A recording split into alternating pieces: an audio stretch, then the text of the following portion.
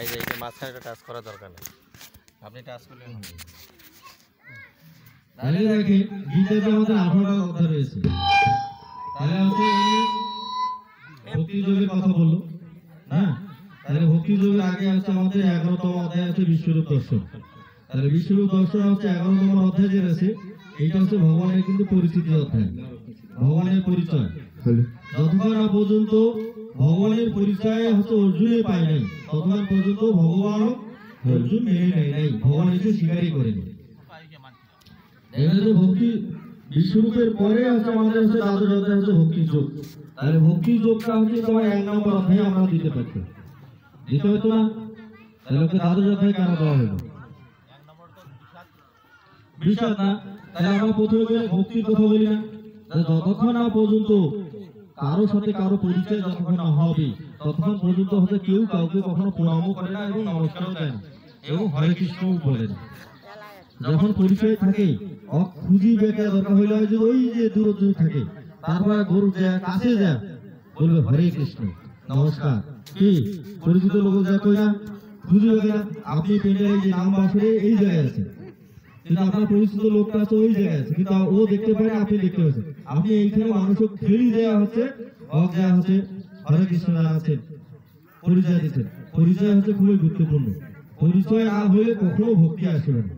এনাদের কিছুটা হইল ভগবানের সাথে কিছুটা হইল পরিচিতি আছে, সেই জন্য তারা হচ্ছে এই সঙ্গে আছেন। বুঝতে পেরেছেন? যাদের পরিচয় নেই তারা যেখানে সেখানে ঘুরে বেড়াচ্ছে।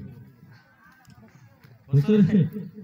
তাহলে হচ্ছে এখানে হচ্ছে পরিচয়টা গুরুত্বপূর্ণ, সেই জন্য হচ্ছে বিশ্বরূপ যে দর্শন রয়েছে 11 অধ্যায় বলেছে মদনুগ্রাহে পরম গুজ্জমাত্রতম সঙ্গীতম যথোক্তম দর্শনস্থেন মোহায় বিগত মম ভবত হি ভূতম সুধীরেস্ত্রস্য মায়া তত্ত্বকমল পত্রাক্ষম মাতোপি চ অভয়ম অবমত যথার্থ কামাত্মা পরমেশ্বর দর্শমিচ্ছামিতে রূপম ঈশ্বর পুরুষোত্তম মানসিয়াদি তস্যকম দর্শমিতি প্রভ যোগেশ্বর তত্ত্ববেতাৎ দর্শয়াত্মন অব্যয়ম। ভগবান হচ্ছে কত দয়ালু, আপনি ভগবানের দেখতে চাবেন হচ্ছে দেখা দেবে। এখন অর্জুন হচ্ছে দেখতে চেয়েছে, অর্জুন হচ্ছে ভগবান দেখা দিয়ে দিয়েছে, কিন্তু ভগবানও অর্জুনকে দিব্য দৃষ্টি দেয়নি, অতে দেখা দেওয়া শুরু করে দিয়েছে।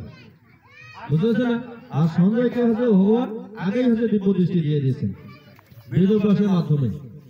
সেটা বেদব্যাসের মাধ্যমে সে আগে থেকেই সঞ্জয় হচ্ছে মানে কুরুক্ষেত্রে সবকিছু হচ্ছে আগে থেকে দেখতে পাইত। আর অর্জুন কিন্তু হচ্ছে 11 অধ্যায়ে আসিয়া তারপরে হচ্ছে দেখা শুরু করেছে, এর আগে কিন্তু অর্জুনের কোনো দিব্য দৃষ্টি ছিল না। না এই যে বলছে যে তুমি আমার হচ্ছে এই যোগৈশ্বর্য রূপ দর্শন করতে পারবে না, তোমাকে আমি দিব্য দৃষ্টি দিচ্ছি, এই দিব্য দৃষ্টির মাধ্যমে তুমি আমার ঐশ্বরিক রূপ দর্শন করো।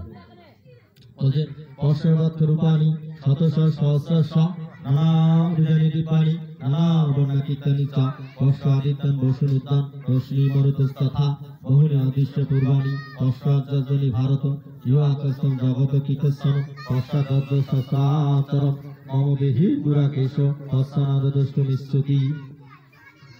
যে আমি তোমাকে দিব্য দৃষ্টি দিচ্ছি, এই দিব্য দৃষ্টির সাহায্যে তুমি আমার যোগৈশ্বর্য দর্শন করো, মানে তোমার সর্বচক্ষু দ্বারা হচ্ছে তুমি আমার দিব্য আমার হচ্ছে দিব্য রূপ তুমি দেখতে পাবে না।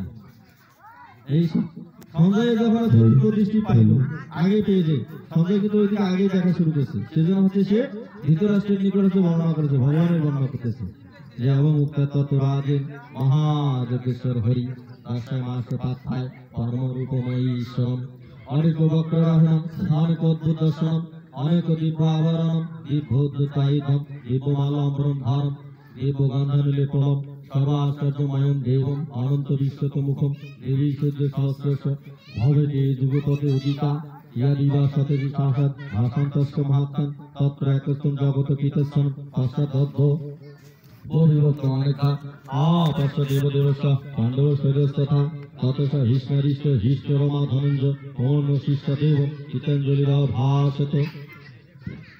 এই যে সঙ্গে আগে দিব্য দৃষ্টি দেওয়ার পরে এখন হচ্ছে ধৃতরাষ্ট্রকে বর্ণনা করেছেন, হে রাজন দেখেন অর্জুনকে ভগবান শ্রীকৃষ্ণ তার হচ্ছে যোগ ঐশ্বর্য প্রদর্শন করতেছেন, সেই পরম ঐশ্বরিক রূপটাকে দেখাচ্ছেন, তার অনেক হাত অনেক বাহু অনেক দাঁত, তার হচ্ছে অনেকগুলো পা এবং হচ্ছে হাজার হাজার সূর্য এবং কোটি কোটি সূর্য তেজ এক জায়গায় যদি একত্রিত করা হয় তারপরে হচ্ছে এই ভগবানের তেজের সমতুল্য হইতে পারবে না। এবং হচ্ছে এই রূপ দেখিয়া যত দেবতা আছে দানব আছে সবাই হচ্ছে ভীত হচ্ছে। এবং হচ্ছে ঋষিগণ দেবতাগণ সবাই তার কৃতঞ্জলি পুটে আসে নমস্কার প্রদান করতেছে।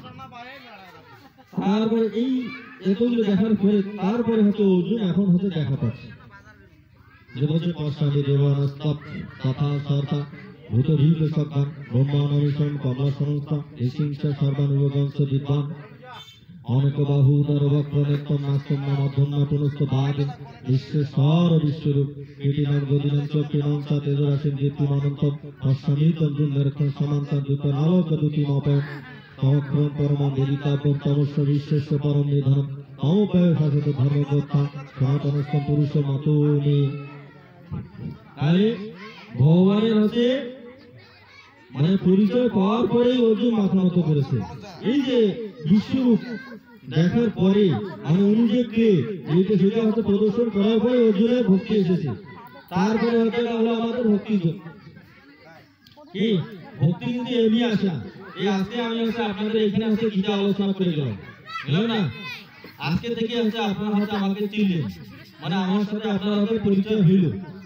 এরপর যদি দেখা হয় না তখন আপনি হচ্ছে আমাকে নমস্কার করবেন এবং আমি আর আপনার সাথে যদি দেখা হয় তাহলে আমি হচ্ছে আপনাকে চায়ের অফার করতে পারি। তার আগে কিন্তু আগাল চায়ের অফার করবো, এক জায়গায় বসবেও না। তাহলে পরিচয় হচ্ছে খুবই গুরুত্বপূর্ণ বিষয়। এই জন্য হচ্ছে পরিচয় না হওয়া পর্যন্ত কখনো ভক্তি আসবে না। আগে পরিচয় হইতে হবে।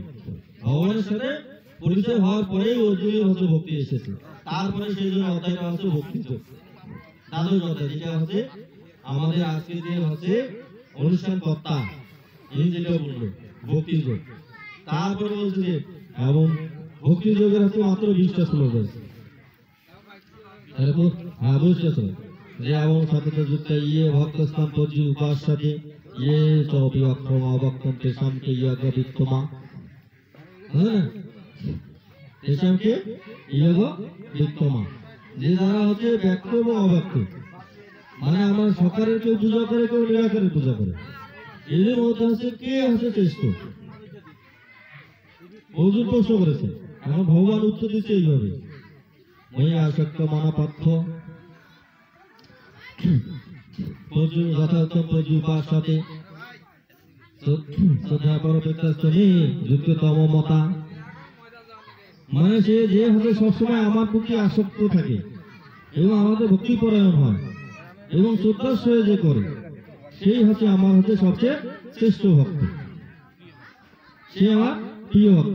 মই আসক্ত মানাপার্থ যথার্থ উপাস সাথে শ্রদ্ধা মত পরমা ভক্তস্তমে অতীব প্রিয় ইয়ে তো অক্ষরম নির্দেশম অব্যক্তম পর্যু উপাস সাথে শরদ্গমাসিতংস কুটস্থলম ধর্মম সমনিয়ম ইত্রগরম সর্বত্র সমবুদ্ধায় তে পাপবান্তিতে মায়ব সরহুতে হিতে রতা।